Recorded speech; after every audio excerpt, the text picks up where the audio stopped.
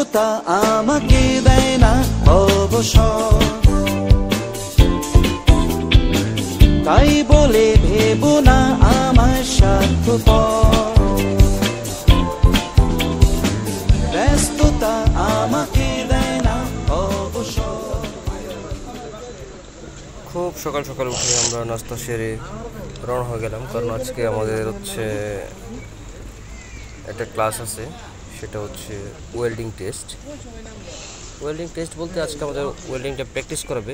আমরা যারা দেশের থেকে বিভিন্ন সেন্টার থেকে কাজ শিখে আসছি, তো এখানে এদের স্টাইলে আজকে আমাদেরকে আবার প্র্যাকটিস করাবে এবং আফটার 1 উইক আমাদের একটা পরীক্ষা নেবে, সেটা পাস করলেই আমরা কাজে জয়েন করতে পারবো। তো আমরা বাঙালিরা এবং হচ্ছে তামিল আছে এখানে কাজ করতেছে, তো সবাই একসাথে গাড়ির জন্য অপেক্ষা করতেছি। তো সেই সময় আমরা একটা ছবি উঠাই নিলাম, আমাদের গ্রুপ ফটো বাঙালি যারা আছে তাদের।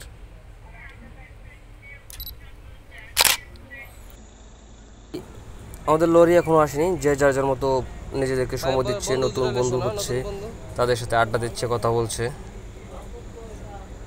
আর অপেক্ষা করছে। সবচেয়ে বেশি সময় নষ্ট করার মতো একটা কাজ, সেটা হচ্ছে মোবাইল টিপা, মোবাইল নিয়ে সময় নষ্ট করা। তো এইভাবেই আমরা যাই, বা ভবিষ্যতে যতদিন থাকবো এখানে কাজে যাবো এইভাবে লরিতে বসে। তো একসাথে লরির ভিতরে আমাদের দেশে যেটা ট্রাক বলে, এটাতে সবাই চড়ে আমরা যাই। পাশে দেখা যাচ্ছে এটা হচ্ছে সমুদ্র, তারপরে ওই পারে হচ্ছে মালয়েশিয়া। তো সবাই নেমে কাজ টাজের জন্য অপেক্ষা করতেছি, সবাই ঘুমাচ্ছে।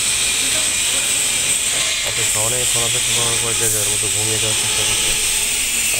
এই যে হচ্ছে কাজের দৃশ্য, এত পরিশ্রম, এত কষ্টের কাজ, ওয়েল্ডিং, জ্বালাই,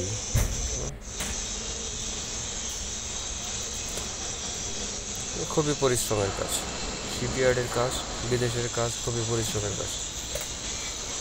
তো যারা বিদেশে আসবেন ওই রকম মন মানসিকতা, শরীর, শক্তি সামর্থ্য নিয়ে আসার চেষ্টা করবেন, চিন্তা ভাবনা করে আসবেন। কেউ যেন বিদেশে এসে অর্থ নষ্ট করে আবার দেশের মাটিতে ফেরত না যান, সেই রকমভাবে মানসিক এবং শারীরিক শক্তি অর্জন করে বিদেশের মাটিতে আসার চেষ্টা করবেন। সবাই ভালো থাকবেন। আল্লাহ হাফিজ।